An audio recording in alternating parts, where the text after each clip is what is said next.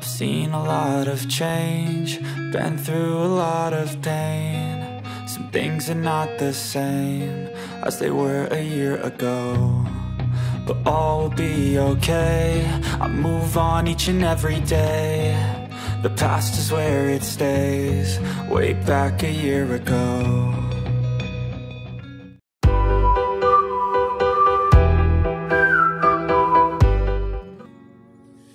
Hello everyone, welcome back ulit dito sa aking channel. At meron tayong aayusin na isang laptop. Ito ay Lenovo. Ayan. Ang kanyang model ay Lenovo IdeaPad 110. Yan. Okay. Ito ay Core i5 na siya. Yan. At meron din siyang Radeon na graphics card. Kita natin dito guys, medyo may problema, may bungi na siya. Yan, may nag-crack na. Wala na rin yung cover ng kanyang optical drive. At meron siyang original Windows na version 8. Yan. According naman dun sa may-ari nito guys, may problema yung kanyang LCD. So parang nabasag yata ng pagkabagsak nitong unit niya. Ayan. So check natin ngayon.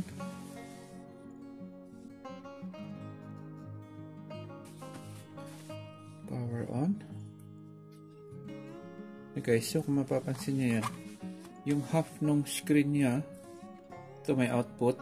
Actually yung logo supposed to be nandito yan sa center, pero nandito na siya sa side na to. Tapos ito nagiging black. So ito clear. Yan. So ito yung naging problema niya. Yan guys, so naka half display lang siya. So may problema yung LCD niya dito nung bumagsak to. Yan. So ito yung gagawin natin ngayon. Force shutdown na natin. Yan. Okay. Okay guys, before pala tayo mag-start sa ating pag-repair ng unit na to, ay shoutout ko muna si Mr. Orsowa.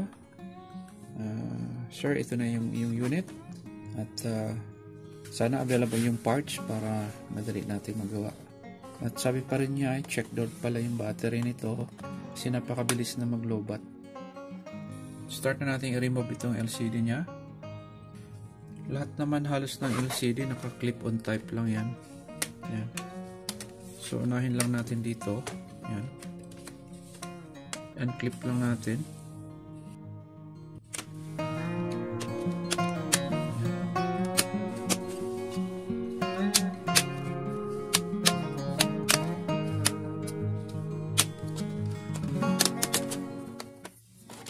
Okay, so natanggalan natin yung kanyang, ito yung pinaka frame niya. Ayan, yung cover frame. Okay guys, so nakita na natin itong screw niya. Ito yung tatanggalin lang natin, itong part na to, saka yung dito sa kabilang side. Yan. Meron na siya dito sa taas, sa left side, at dito rin sa right side. Okay, so start na natin.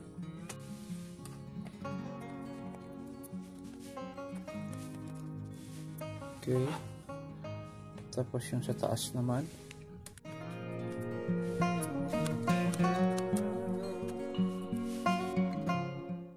Okay yan, so na-unscrew na natin lahat, yung apat. So i-pop up na natin yung LCD. Yan. Ito na siya. So ito lang yung pinaka LCD cable niya. Remove lang natin.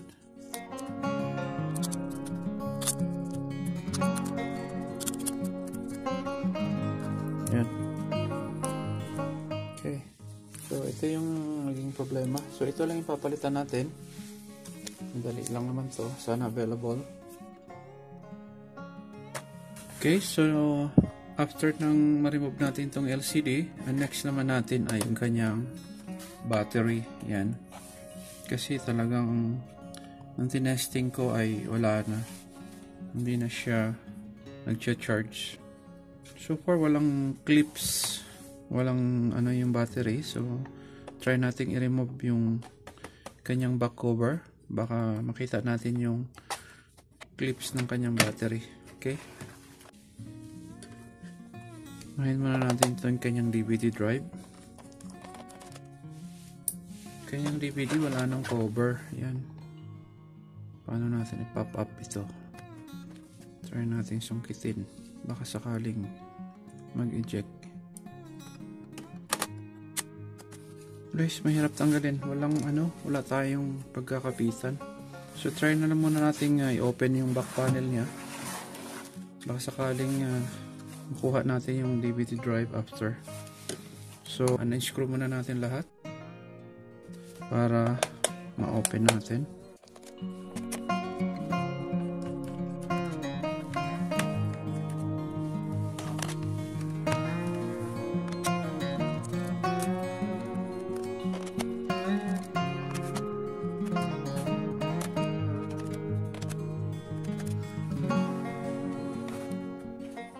Okay, double check natin. Okay, wala na dito. So, ito pa yung dalawang.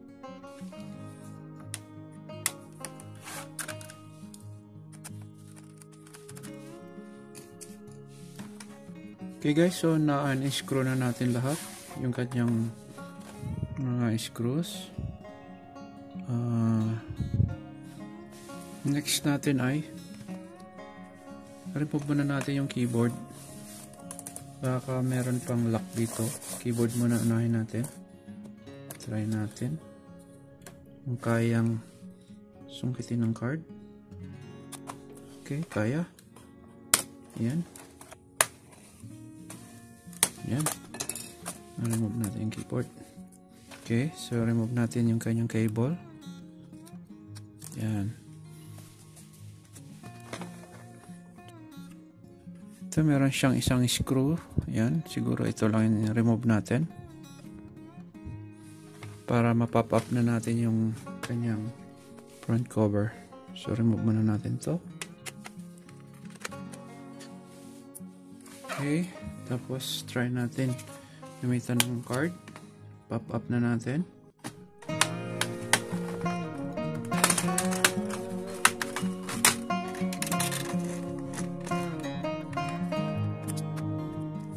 Remove na natin itong basag. Basag na siya. Okay. Try natin i-pop up. Yun. Okay. Dahan-dahan.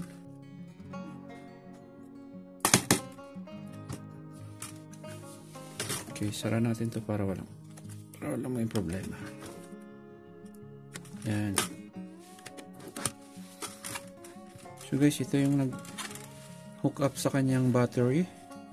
So remove lang natin to. Okay, yan. So ito yung nag-hold sa kanyang battery. Yan, mayroon siyang dalawang screw. Yeah. Unscrew natin para makuha na natin yung battery niya.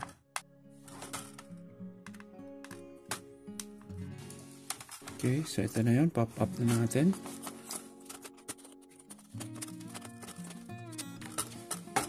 Okay, so yan. Ito yung kanyang battery guys. Palitin na rin yung kanyang battery. Hanap tayo ng replacement or makabili tayo ng original, mas better. So ito yung kanyang DVD. Yan. Madali nang tanggalin. Wala na kasi yung kanyang front panel, kaya mahirap siya i-eject. Mahirap hawakan. Pero okay na guys. Tanggal na natin. Check natin yung kanyang HDD guys, kasi parang sabi ni sir ay i-upgrade na yung kanyang hard disk. Yan. So ito yung kanyang hard disk. Check natin kung ilan ang capacity. Kasi gusto na rin niyang ma-upgrade to SSD para mas bumilis yung kanyang access time. Meron pang isa siguro dito. Meron pa nga yung may sticker. Okay, tapos slide natin. Tigas, meron pa rin. May isa pa guys, ayun oh. Okay. Try ulit natin. Yun. So meron siyang SATA hard drive na Toshiba at ang capacity ay 1 terabyte. Oh, malaki guys. Ayan o. 1 terabyte yung kanyang hard disk. Ayan. Paggawa na lang natin external hard drive to kasi sayang malaking capacity. By the way guys, yung kanyang battery pala hindi available sa vendor ko kaya in-order ko na lang through online. So by Amazon, it will take maybe 2 to 3 weeks kaya matatagalan. Kabit na rin natin to kasi hindi naman pwedeng i-assemble natin na walang battery, and then pag dumating yung ating order, so saka na lang siguro ikakabit. Okay? Pero yung kanyang LCD guys, meron akong nabili. Replacement lang din. To. Which is okay naman. Testing siguro natin to mamaya. Install natin. Available yung kanyang LCD. Ito yung kanyang old. So mamaya install natin yan. At meron na rin tayong nabibiling SSD para i-upgrade din natin, 240. So start na natin para ma-installan natin ng programs. Okay guys, so unahin muna natin pag-install yung kanyang LCD. Yan, ito muna. Tapos saka natin i-install yung hard disk and yung battery niya. Okay? Okay, so ito yung kanyang LCD. Connect natin itong kanyang LCD cable. Ayan. Okay. Palitan na lang natin ng sealed. Okay, tapos swak natin dito. Ayan. Tapos balik na natin yung 4 na screw. 1, 2, 3, 4.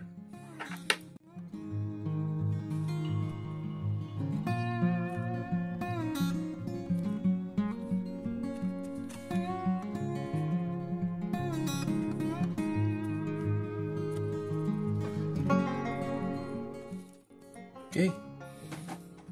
Ito, LCD frame niya. Pwede na natin install. Tanggalin na natin guys itong may plastic pa kasi siya. Coating. And then, saka natin ibalik yung kanyang LCD frame. So, clip type lang naman yan. Clip lang natin mabuti.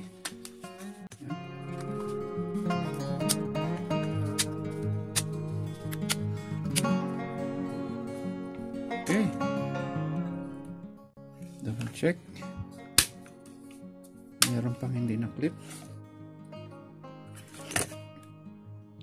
So, okay na yung side na yan sa kabila. Okay na rin. Okay, so ibalik muna natin yung kanyang hard disk. Yung bago na, yung SSD. Install natin dito.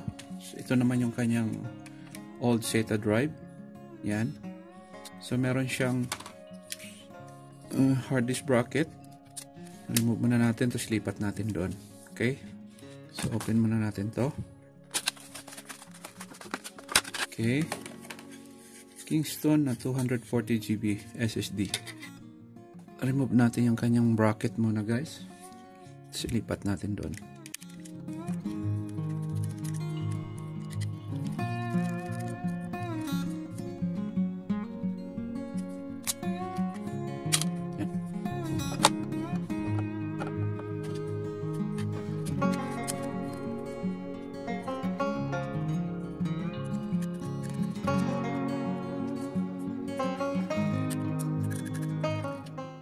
Okay, so nailagay na natin yung kanyang bracket.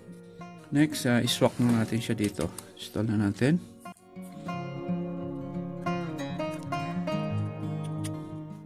Okay. So guys, meron pa siyang dalawang screw dito. Baka mamaya na siguro to. Ilagay muna natin yung 4 na screw niya dito guys. 1, 2, 3, and 4.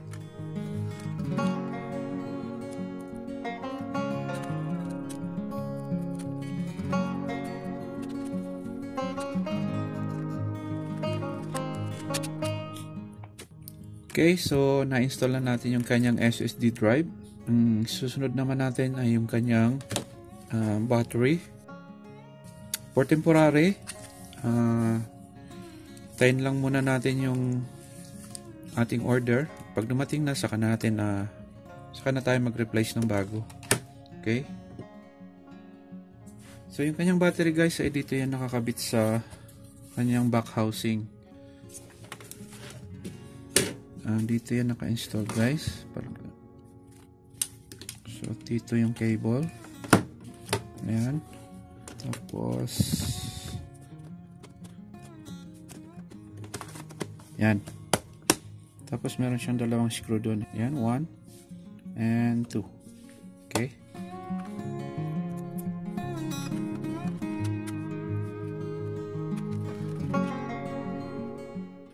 Okay, so na-install na natin yung kanyang battery. Next, i-connect na natin dito sa kanyang motherboard.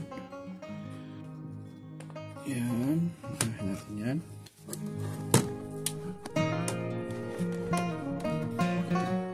So, dito naka-install yung kanyang battery cable. Dyan. So, install natin dyan. Connect na natin.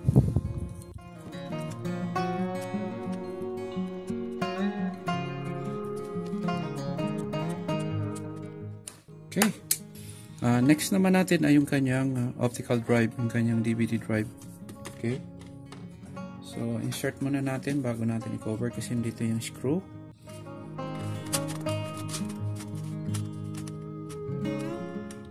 Okay. And then, so mamaya na yung screw natin ilagay dito. And then, yung kanyang dalawang natirang screw dito sa hard disk. Install na rin natin bago makalimutan. Okay. So far so good.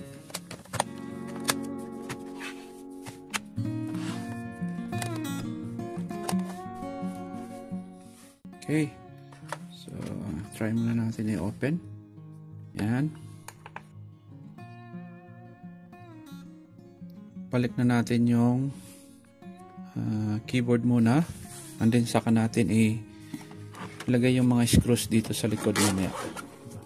Okay, so bago natin i-install yung keyboard, ibalik muna natin yung kanyang screw. Meron siya dito guys na 1 and 2. So ito yung kanyang sa DVD. So isa lang guys. So balik muna natin yan. Yan, and then connect na natin yung kanyang keyboard.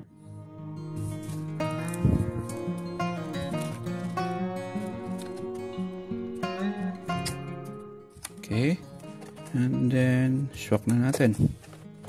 Ayan.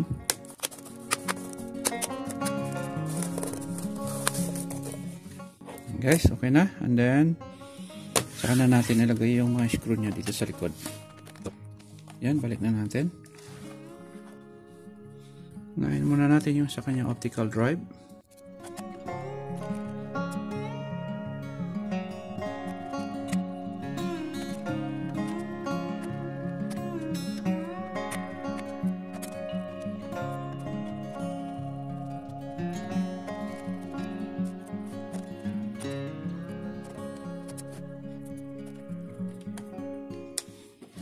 Kaya yung dalawa dito guys, huwag kalimutan.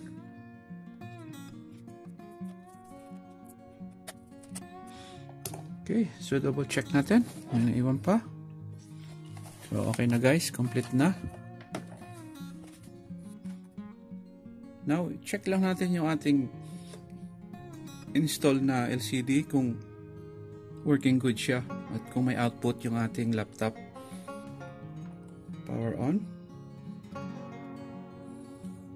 So yan guys, buo na yung kanyang LCD. Meron ng display. Kaya lang ayaw magtuloy dahil wala pang operating system. Okay?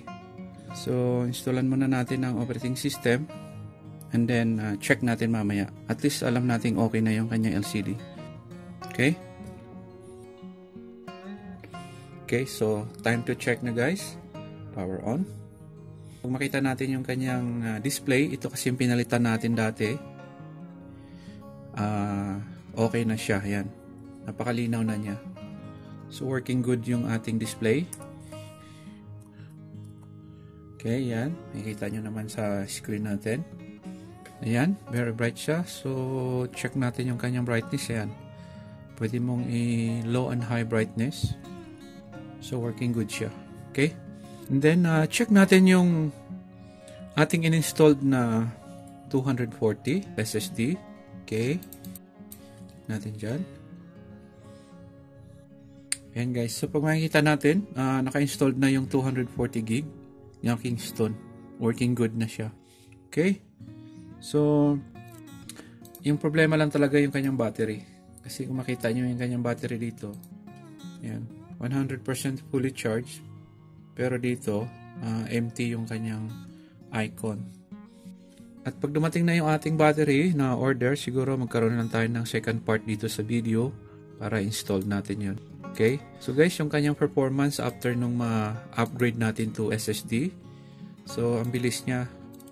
Talagang maganda yung kanyang access time niya. Napakabilis yan. Tapos, na-update na rin natin yung kanyang Windows. Yung kanyang RAM naman is 4 GB. So, pwede na siya mag-upgrade later kung gusto niya. So, dun sa mga gustong mag-upgrade ng gantong model, Lenovo IdeaPad 110.